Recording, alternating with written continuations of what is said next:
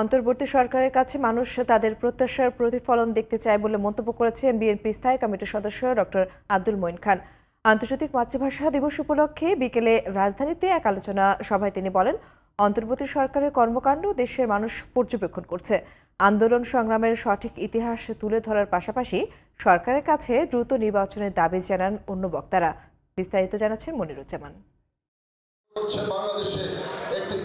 মহান শহীদ দিবস ও আন্তর্জাতিক মাতৃভাষা দিবস উপলক্ষে বৃহস্পতিবার বিকেলে রাজধানীর ইঞ্জিনিয়ার্স ইনস্টিটিউশনে আলোচনা সভা করে বিএনপি। দলের নেতাকর্মীদের পাশাপাশি এতে অংশ নেন শিক্ষাবিদ ও সুশীল সমাজের প্রতিনিধিরা। সভাপতির বক্তব্যে বিএনপির স্থায়ী কমিটির সদস্য ডক্টর আব্দুল মঈন খান বলেন, ১৯৫২ থেকে ২০২৪ সালের আন্দোলনের মূল লক্ষ্যই ছিল অধিকার আদায়, কিন্তু জনগণের অধিকার এখনো প্রতিষ্ঠিত হয়নি। ২০২৫ সালে এসে মানুষের নতুন প্রজন্মের ভোট দেওয়ার যে আকাঙ্ক্ষা, মানুষের যে প্রত্যাশা, সেই প্রত্যাশার প্রতিফলন কিন্তু বাংলাদেশের মানুষ অবিলম্বে দেখতে চায়।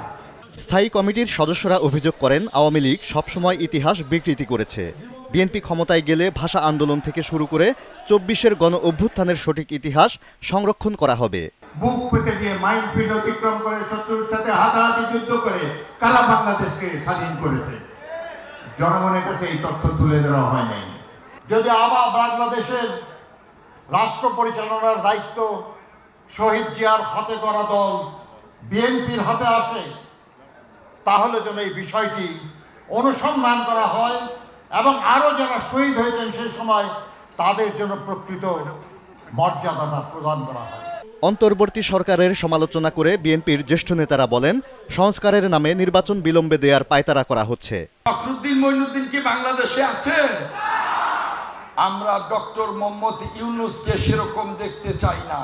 যারা বসে আছেন তারা একবার বলবেন মাফ করলাম, আরেকবার বলবেন নিশ্চিহ্ন করলাম। এসব উল্টাপাল্টার মধ্যে জাতিকে রাখা ঠিক না। দেশ নিয়ে চক্রান্তকারীরা শিক্ষার্থীদের ব্যবহার করার চেষ্টা করছে বলেও মন্তব্য করেন বিএনপি নেতারা। Moniruzzaman, GTV news, Dhaka.